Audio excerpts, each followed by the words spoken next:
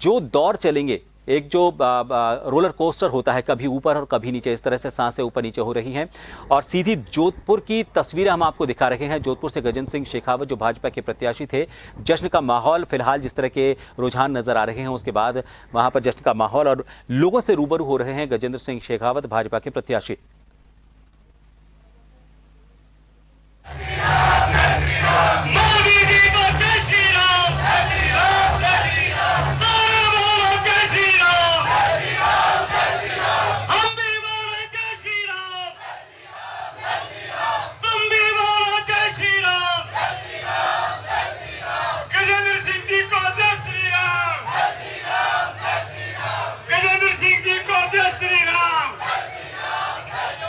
सभी कार्यकर्ताओं को जय श्री राम।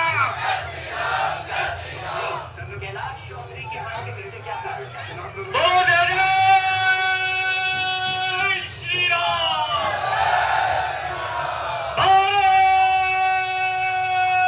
माता की,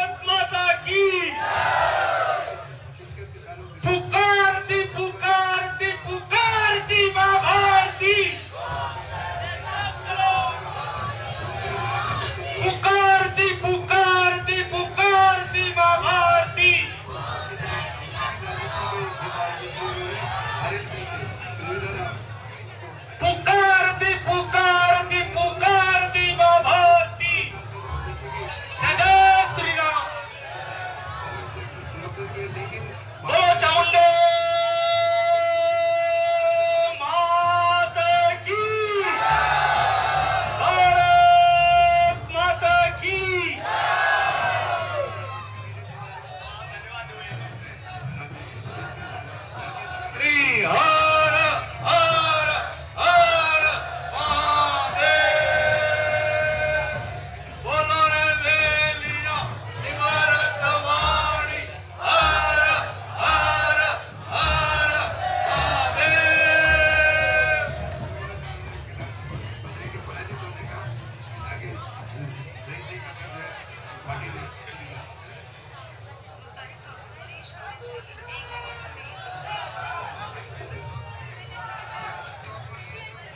भारतीय जनता पार्टी के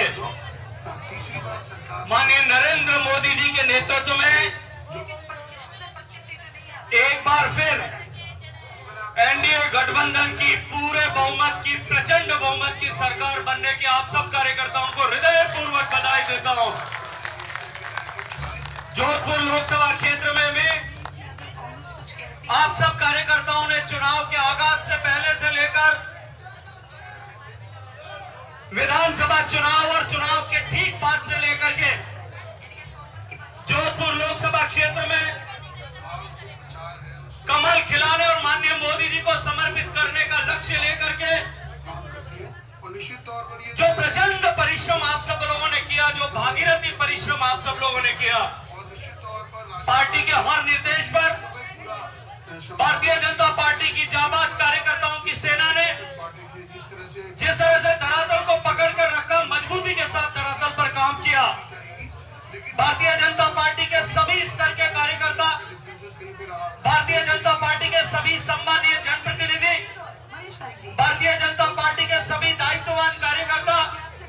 और विशेष रूप से उल्लेख करना चाहता हूं मेरे बूथ पे बैठने वाले, संघर्ष करने वाले कार्यकर्ता, मंडल पर काम करने वाले कार्यकर्ता, शक्ति केंद्र पर काम करने वाले कार्यकर्ता, वहां से लेकर के हमारे वरिष्ठ,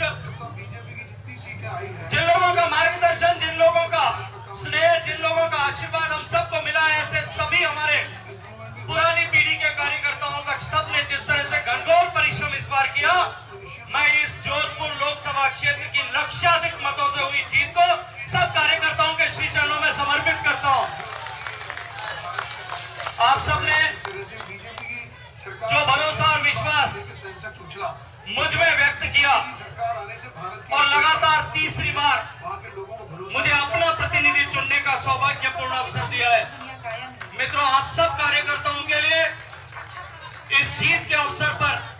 इस बड़ी प्रचंड जीत के अवसर पर मैं आप सबको हृदय पूर्वक नमन करता हूं, आप सबका अभिनंदन करता हूं। मित्रों, तमाम तरह की अफवाहें फैलाने की कोशिश की गई थी, कहीं विकास पे प्रश्न चिन्ह खड़े किए गए थे, कहीं धनबल के आधार पर चुनाव जीतने की बातें की गई थी,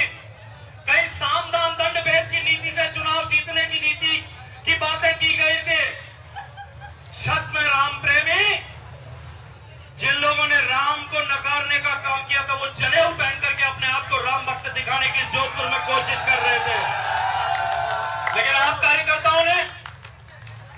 दिन रात एक करके जिस तरह से इस भारतीय जनता पार्टी के ध्वज को ऊपर रखा है, मैं आप सबका अभिनंदन करता हूं, आप सबका आभार ज्ञापित करता हूं। मित्रों, हम सबका संकल्प माननीय मोदी जी के नेतृत्व में है, हमारा देश विकसित बने, हमारा देश समृद्ध हो, हमारा देश शक्तिशाली हो, हमारा देश संपन्न हो, और उसके सामने आने वाली हर चुनौती, चाहे वो चुनाव की चुनौती हो, चाहे चुनाव के बाद में उपजी हुई परिस्थितियां हो, या देश दुनिया की कोई भी ताकत जो भारत को समृद्ध और संपन्न बनने, भारत को विश्व का नेतृत्व करता बनने, इस 21वीं शताब्दी को भारत की शताब्दी है, उसको भारत को नेतृत्व करता बनाने के बीच में जो कोई भी ताकतें आएंगे, प्रभु राम की कृपा से वो सारी की सारी ताकतें धराशायी होंगी, पराजित होंगे, और हम विजयी होकर के निकलेंगे। मित्रों, भगवान श्री राम का मंदिर जो माननीय मोदी जी के आशीर्वाद से बना, 500 साल का लंबा संघर्ष अब समाप्त हुआ है। 500 साल पहले जब प्रभु श्री राम का मंदिर बाबर के सेनापति मीर बाकी ने तोड़ा था, और जब मीर बाकी ने वो मंदिर तोड़ा, उसके तो उस दिन से 500 साल से भारत के सौभाग्य का सूर्य अस्त हो गया था। भारत के सनातन संस्कृति के जितने भी मान बिंदु हैं,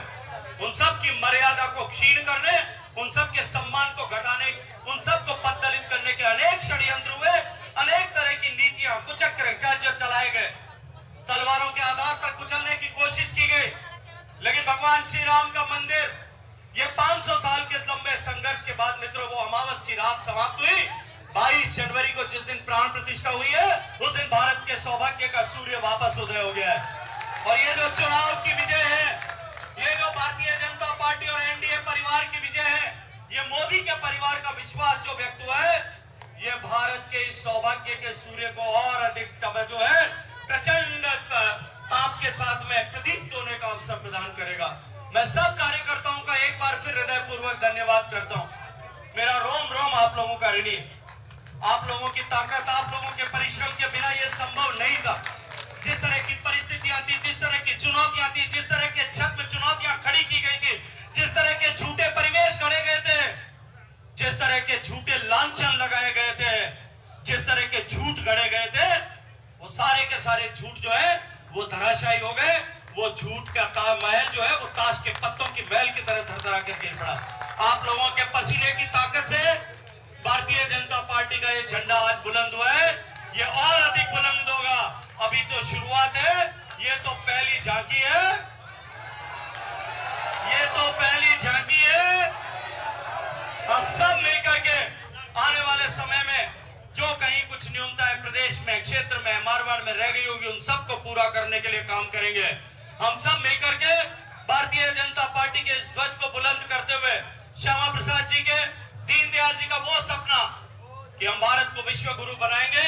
और भारत को विश्व गुरु बनाने का मार्ग गरीब के घर से जाता है, उस सपने को साकार करने के लिए हम सब लोगों को अभी ये तो शुरुआत है, अभी हम सब लोगों को आने वाले 25 साल तक समर्पित भाव से भारतीय जनता पार्टी के लिए काम करना है, देश के लिए काम करना है। मित्रों, ये देश के लिए आप सब लोगों का समर्पण,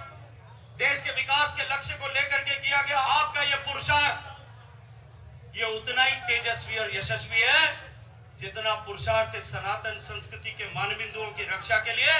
जिन लोगों ने अपना शीश दान करके और जो पुरुषार्थ किया था, जो योगदान किया था, जो बलिदान किया था, वो उतना यशस्वी था। यह आप लोगों का पुरुषार्थ, आप लोगों का ये योगदान उतना ही यशस्वी है जितना यशस्वी भगत सिंह और चंद्रशेखर का वो देश की आजादी के समय में बलिदान था। इन विपरीत परिस्थितियों में आप लोगों ने जिस तरह से भारतीय जनता पार्टी का कमल खिलाया है, निश्चित रूप से इतिहास के अक्षरों में आप सबका नाम लिखा जाएगा। मैं अभिनंदन करना चाहता हूं भारतीय जनता पार्टी के सभी मोर्चा के कार्यकर्ताओं, विशेष रूप से मेरी बहनें खड़ी है। मुझे याद है जिस दिन टिकट अनाउंस हुआ था, मैंने कहा था इतनी गर्मी है और इस गर्मी में आप लोगों को घर घर जो है घूमना पड़ेगा। आप लोगों के शायद रंग बदल जाएंगे, लेकिन आप लोगों ने जिस तरह से काम किया, अपना घर परिवार छोड़ करके सुबह से लेकर रात तक आप सबने जिस तरह से मेहनत की, परिश्रम किया, एक एक घर तक, लगभग जोधपुर शहर में 1 लाख से ज्यादा घरों तक मेरी महिला मोर्चा की बहनों ने जाकर के भगवान श्री राम का संदेश, भगवान श्री राम का प्रसाद वितरित करने का काम किया। मैं